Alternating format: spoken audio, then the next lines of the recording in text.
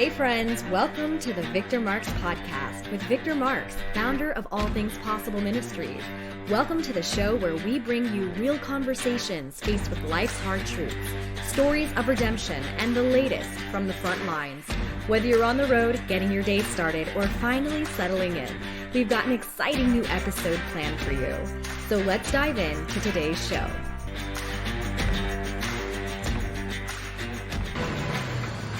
Well, just a few minutes from sunrise here in Jerusalem, adding some light on what has been a very dark period. But one organization is trying to alleviate some of that trauma that Israelis are facing. Let's bring in founder of All Things Possible Ministries, U.S. Marine Corps veteran Victor Marks. Victor, it's great to have you on here. We can hear some of the construction noise in the background here. They're still building in Israel, which is a good thing. What is needed the most right now? I'll tell you, with any war or act of terrorism, it's the children that pay the highest price, on both sides. Right.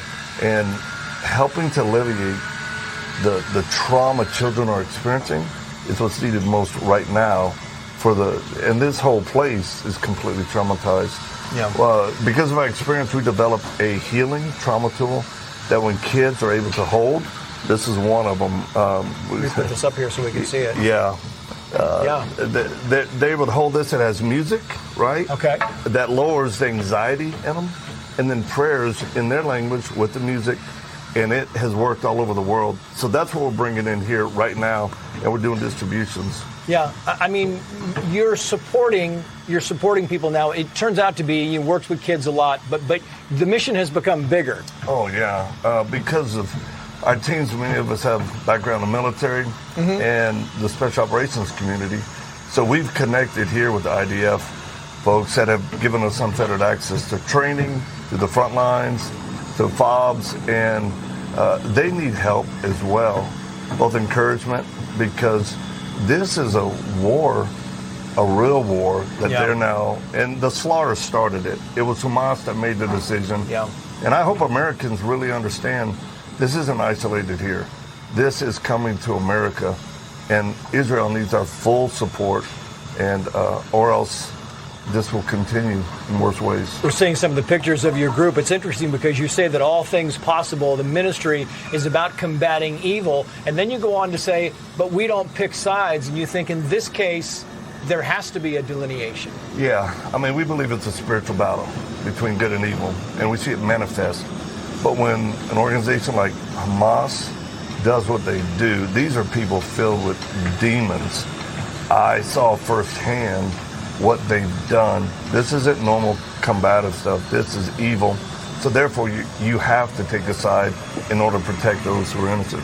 We went to a kibbutz today with a lot of displaced children, and I'm wondering, in your experience, Victor, do you see the children come out of this? Do you see with things like this and special treatment that kids can come out of this robustly? Well, kids are resilient. It will affect them. We've been doing this for years in Syria and Iraq, and even recovering and rescuing and seeing the worst traumatized so they can. But it has to be a consistent, immediate attention to them because, again, the effects, they're not sleeping. Some of them can't even control certain emotions and body functions because of what they've seen and been through. So, yes, they can, but it requires attention and love and hope. I mean, even today, we're doing another distribution of our line and limbs. Yeah. What about your distributing supplies and so forth? Yeah. Will that continue? It will. Even during a ground war? Oh, yeah. Because we believe specific resources needed for families. Like, we were in Sderot. We went there. It was a hard-hit town. There's a family still living there. They came out. We're talking, visiting. He shows us where a missile hit less than 12 hours before. And they were there through the entire deal. They don't want to leave. So we were able to give them first hope. Yeah. My wife hugged the wife. The wife said, "Can I please get a hug?" It's powerful. And then we're able to give them financial need because he's like, "I can't work." So it's little things directed exactly at the person's need that makes a difference. Victor, best of luck to you. You're doing yeoman's work, Trace. you and your group. Thank you so much for that. Thanks for joining us for today's episode. We'd love to stay connected with you and invite you to the conversation beyond this podcast. You can check out more of the work we're doing around the world at victormarks.com, Facebook, Instagram, and Twitter, all linked in the show notes. Be sure to drop us a comment in the review section if today's show has impacted you in any way, or if there's anything you'd like to hear more of. We're always encouraged to hear from you. Thanks for spending your time with us. Until next time.